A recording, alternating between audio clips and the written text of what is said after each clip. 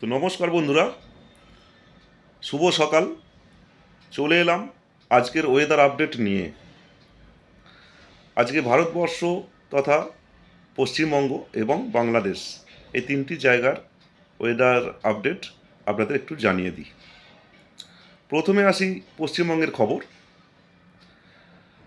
আজ থেকে বৃষ্টির পরিমাণ অনেকটাই কমতে থাকছে। হ্যাঁ, অনেকটাই। গত দুদিন যে পরিমাণ বৃষ্টি হয়েছে, আজকে সম্ভাবনা অনেক কম। দক্ষিণবঙ্গের সম্ভাবনা অনেকটা কম, তবে উত্তরবঙ্গে বৃষ্টি হবে।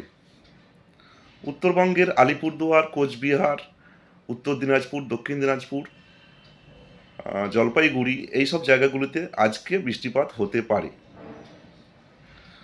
দক্ষিণবঙ্গের সম্ভাবনা খুব কম।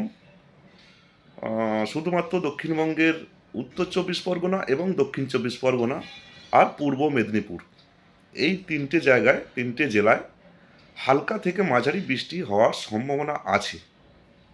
বাকি যে সব জেলাগুলো আছে, হাওড়া, হুগলি, এদিকে আছে বর্ধমান, বাঁকুড়া, পুরুলিয়া, এই সব জায়গায় বৃষ্টির সম্ভাবনা খুব কম। তাপমাত্রা মোটামুটি আজকে স্বাভাবিক থাকবে, বেশি গরম নেই। তবে কালকের পর থেকে গরম আস্তে আস্তে দক্ষিণবঙ্গে বাড়তে থাকবে। এটা গেল পশ্চিমবঙ্গের বৃষ্টির খবর। আর ভারতবর্ষের অন্যান্য জায়গা এই মুহূর্তে যে নিম্নচাপ অক্ষরেখা, সেটা ঝাড়খণ্ড, বিহারের ওপর দিয়ে আসাম পর্যন্ত বিস্তৃত আছে। তো আস্তে আস্তে সরে আসছে পূর্ব দিকে। হ্যাঁ, ঠিক আছে। পূর্ব দিকে যতই আসছে তত বাংলাদেশের দিকে চাপ বাড়ছে। ভারতবর্ষের অন্যান্য জায়গায় চাপ কমছে, বৃষ্টির পরিমাণ কমতে থাকছে। তবে দক্ষিণ ভারত মূলত কেরল এবং তামিলনাড়ু এই জায়গা দুটিতে আজকে বৃষ্টি হওয়ার সম্ভাবনা আছে। শুধু আজকে নয়, আগামী দু একদিন বৃষ্টি হতে পারে কেরল এবং তামিলনাড়ুতে।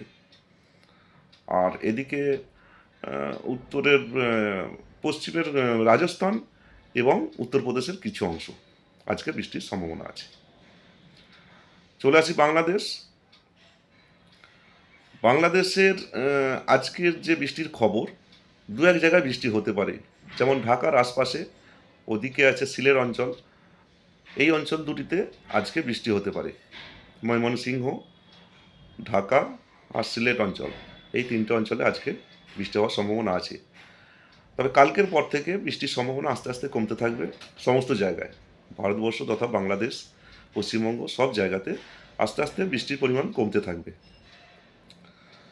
পশ্চিমবঙ্গের আগামী ৩-৪ দিন খবর বলি। ৩-৪ দিন মানে ২২ তারিখ থেকে ২৭ তারিখ, এই টাইমটা বৃষ্টির সম্ভাবনা একদম থাকছে না পশ্চিমবঙ্গের জন্য। তো পশ্চিমবঙ্গের যারা কৃষক বন্ধু আছেন, তারা ওই সময়টা কাজে লাগাতে পারেন। ওই সময় বৃষ্টির পরিমাণ খুব কম থাকবে। যাদের ধান কাটার সময় হয়ে এসছে, তারা ২২ থেকে ২৭ তারিখ পর্যন্ত এই সময়টা কাজে লাগাবেন। আর বর্তমানে যে তাপমাত্রা অনেকটা কম আছে। দুদিন বৃষ্টি হওয়ার জন্য তাপমাত্রা কমেছে। তবে রবিবারের পর থেকে তাপমাত্রা আস্তে আস্তে বাড়তে থাকবে। আবার সেই পুরানো গরম ফিরে আসবে দুদিন পর, অর্থাৎ সোমবারের পর থেকে আস্তে আস্তে সেই গরম ফিরে আসবে।